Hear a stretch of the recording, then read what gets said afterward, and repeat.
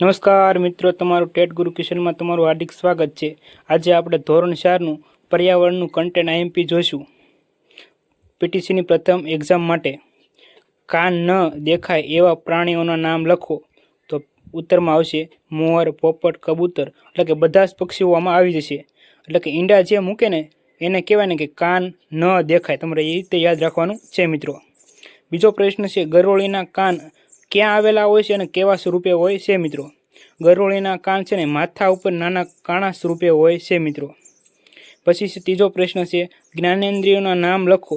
તો જ્ઞાનેન્દ્રિય આપણી પાસે છે આંખ, કાન, નાક, ત્વચા, જીભ અને ત્વચા। તો મિત્રો આ વસ્તુ તમારે આખી બધી પીડીએફ જોતી હોય તો અમારે ટેલિગ્રામમાં મળી જશે અમને, અથવા મિત્રો તમારે ધોરણ 3, 4 અને 5ના બધા જ પ્રકરણોને આઈએમપી જોતા હોય તો મને કોમેન્ટ કરી દેજો, તમને હું મોકલી દઈશ। આગળ જોઈએ તો મિત્રો, અબુ ધાબીનું ચલણ શું છે?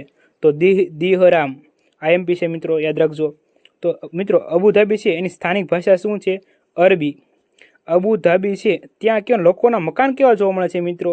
તો ખૂબ ઊંચા અને કાચની બારીવાળા જોવા મળે છે મિત્રો। તો આગળ જોઈએ તો મિત્રો કે અબુ ધાબીના છે લોકો તે કપડાં કેવા પહેરે છે મિત્રો? તો હળવા સૂતરા કપડાં પહેરે છે અને પોતાની જાતને આખા કપડાથી ઢાંકેલા રાખે છે મિત્રો। તો આગળ જોઈએ તો મિત્રો જે ભારતીય જે આપણી ચલણી નોટો છે ને મિત્રો, એમાં બેંકનું કયા બેંકનું નામ હોય છે? આરબીઆઈ એટલે રિઝર્વ બેંક ઓફ ઇન્ડિયા, ભારતીય રિઝર્વ બેંક। પછી આગળનો પાઠ છે વાડીમાં। તો વાડીમાંથી છે ને કયા પ્રશ્ન પૂછાઈ શકે મિત્રો? કચ્છના લોકો દ્વારા ભરત ગૂંથણ વડે ચાકળાનું ચિત્ર બનાવે છે, આમાં ભાત શેની જોવા મળે છે મિત્રો? તો ફૂલોની ભાત જોવા મળે છે। તો કયા રંગના ફૂલો જોવા મળે છે મિત્રો? લાલ, પીલા, ગુલાબી, સફેદ વગેરે। પછી મિત્રો આગળ એક પ્રશ્ન છે આઈએમપી કે ગુલકંદ એ કયા ફૂલમાંથી બનાવવામાં આવે છે? તો ગુલકંદ એ ગુલાબના ફૂલમાંથી બનાવવામાં આવે છે મિત્રો।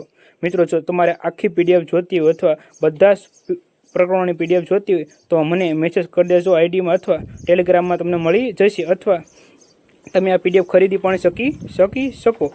અને જો તમને આવા વિડીયો ગમે તો અમારી ચેનલ લાઇક, શેર અને સબસ્ક્રાઈબ કરવાનું ભૂલતા નહીં મિત્રો। થેન્ક યુ, આભાર।